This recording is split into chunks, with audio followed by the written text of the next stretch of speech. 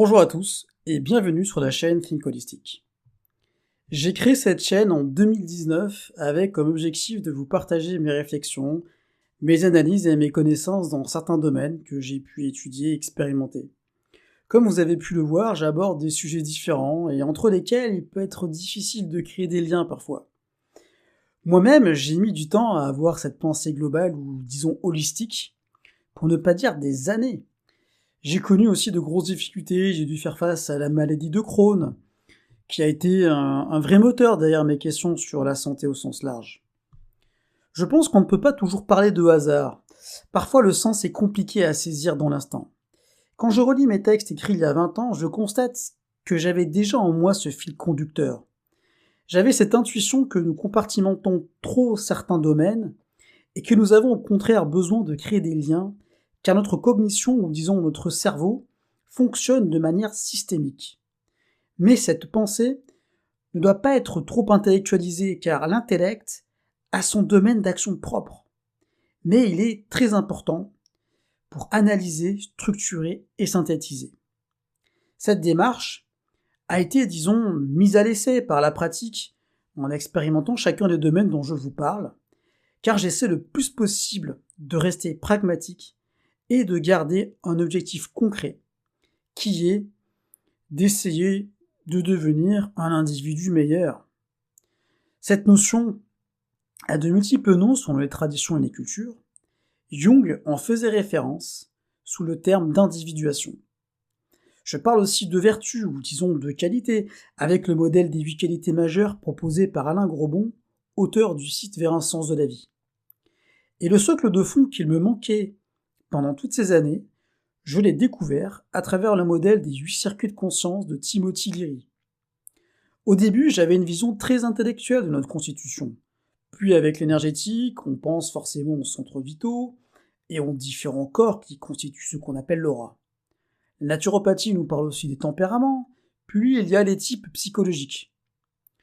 Tout cela a une part de réalité, mais on dirait vraiment qu'on essaie d'aborder les choses selon un certain angle, et que cet angle n'est jamais complètement exhaustif. Le modèle des 8 circuits, qui depuis a été repris par plusieurs penseurs, apporte une partie de la solution au problème en proposant de faire ce qu'on pourrait appeler une carte, une modélisation. Certains pourraient tout à fait faire des liens avec l'arbre de vie des séphirotes, mais il appartient à une tradition donnée et je ne voudrais pas en trahir l'essence en voulant absolument l'adapter avec des notions qui n'y sont pas présentes. L'intérêt du modèle de Léry, c'est qu'il est acculturel par nature, tout comme le corps chamanisme qu'on apprend à la FSS, qui est lui aussi totalement acculturel. Bien que d'aucuns pourraient dire qu'un chamanisme sans la culture n'a aucune valeur, mais j'ai déjà abordé cette question dans d'autres vidéos. Ici, dans ma chaîne, je vous invite à réfléchir et à penser, mais pas uniquement avec votre intellect, mais plutôt de façon globale, avec votre corps, en suivant vos émotions, et également aussi avec votre intuition.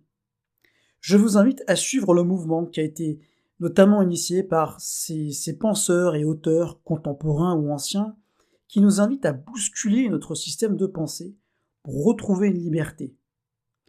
Et la liberté est avant tout intérieure. Sans cette liberté, nous ne pouvons pas être de meilleurs individus. Et nous demande ce qui est la première des 8 qualités, à savoir le courage.